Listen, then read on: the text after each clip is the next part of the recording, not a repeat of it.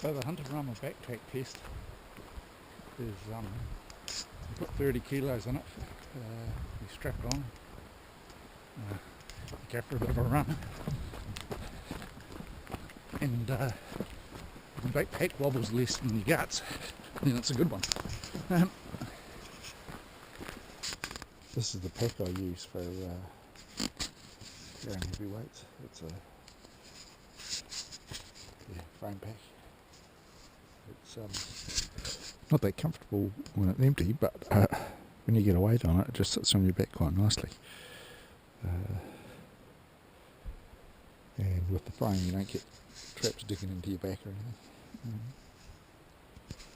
anything. Once you start carrying over about 20 kilos, you sort of need a frame pack, just to keep everything sitting nicely on your back. Yeah.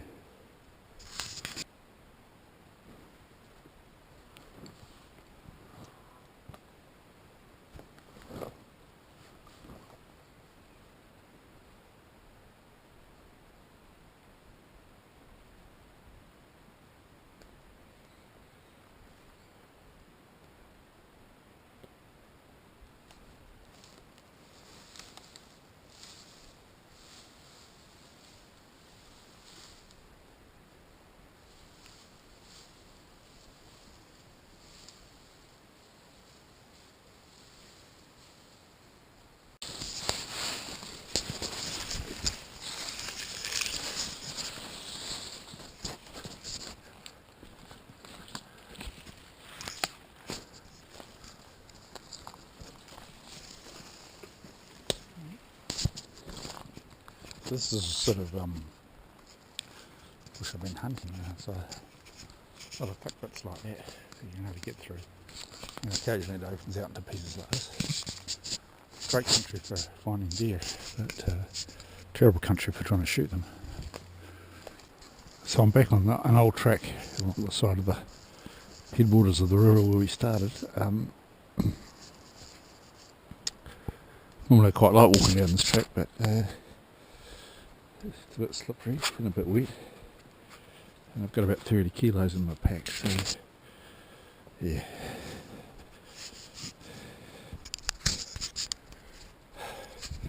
So I was just working my way up through there, and I was expecting to come across a pig, but instead I ran into this fella. Quite lucky, I just managed to sneak a 45-70 through the scrub.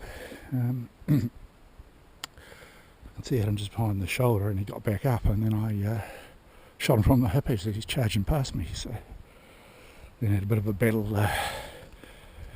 trying to cut his throat. So he's not too big. He's actually quite small for a red deer. He's got 1, 2, 3, 4 points on each side, but it's a real small head. Don't think I'll be putting it on the wall, but the meat will be good, so yeah, I better get the dirty work done, I suppose. So somewhere on that knob up there, I've got 35-40 kilos of meat in a pack. Fortunately, my meat pack, I threw it on my back, ripped, a bit too much for it. So I just wrapped it up and stuck it up in a tree, and I'll go back and get it tomorrow with a decent pack. It's a good job I left it behind actually, because I don't know if you can pick it up, but the moon's out and it's nearly dark, so I would have been racing against darkness to get out in time. Anyhow, I've got what I can carry in this wee pack here. I was thinking before I left I should have taken a decent sized pack, I felt like it.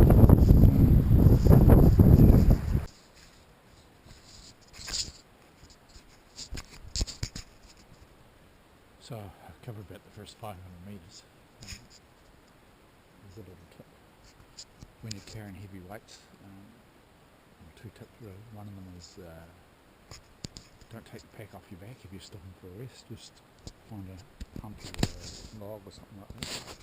Just set it on that to take the weight off your shoulders. Another one is when you get to your feet, sometimes it's I'm quite struggling quite a bit to get on your feet. Nice to roll over on your knees and get up that way, frontwards, and use a support or something. So 3 kinks. So what I'm doing is I'm heading along here, head up onto that terrace up there, and then head up along that bridge there, and somewhere up there's my meet. And it's about 9 o'clock in the morning. It's already, the sun's quite high. I'm just hoping to get there before the pigs or the flies get in the meat, although I've got it in a fly tight bag, so should be okay. I'm not really looking forward to it. I think it's probably about 40 kilos of meat there, so it's going to test my walking spanners. I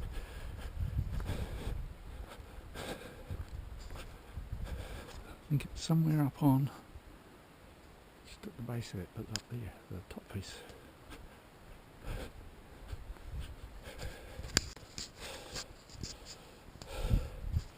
Whew. Good old GPS. There's meat hanging up in the tree.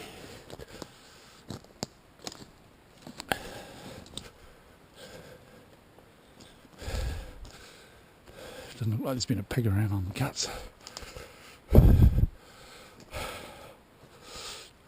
Oh, that's the hard part.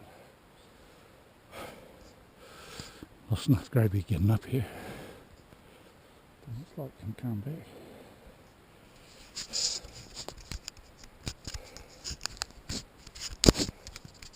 Right, that's the meat in my pack. Yeah, that's pretty full. Struggling to get onto my feet. Now it's up there. Still damn heavy. Oh. It's mostly downhill, so that's a bonus, I guess. So I've covered about the first 500 metres. There's a little tip. When you're carrying heavy weights, 2 tips really. One of them is don't take the pack off your back if you're stopping for a rest. Just find a hump or a log or something like that. Just set it on that to take the weight off your shoulders.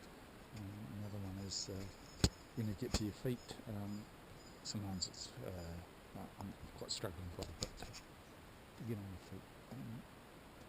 It's to roll over on your knees and get up that way, frontwards, and use a support or something. Yeah. Don't know if you can see how far over in the distance here. It's the shiny things in my car.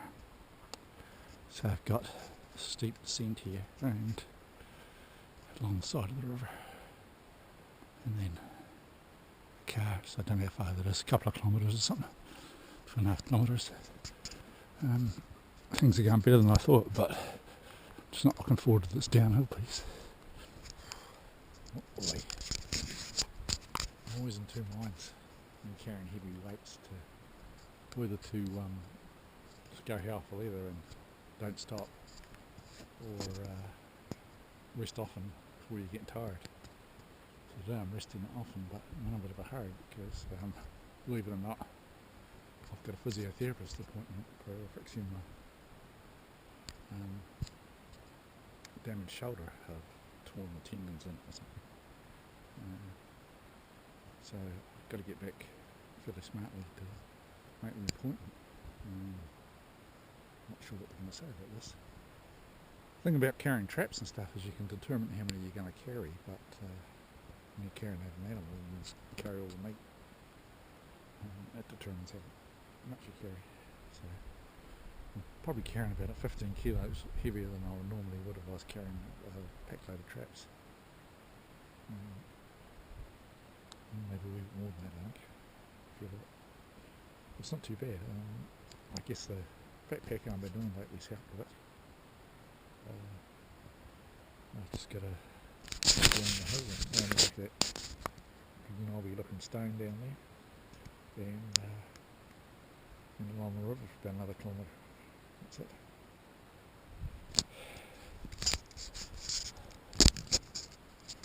There's a bit of a sight for sore eyes. I've got about a kilometre to go to car. You can see if over there, and only just really got the flats to walk along. It can be a bit tricky because it's got holes and stuff, and the river crossing is not going to be that fantastic, but I might actually split the load in two and just carry it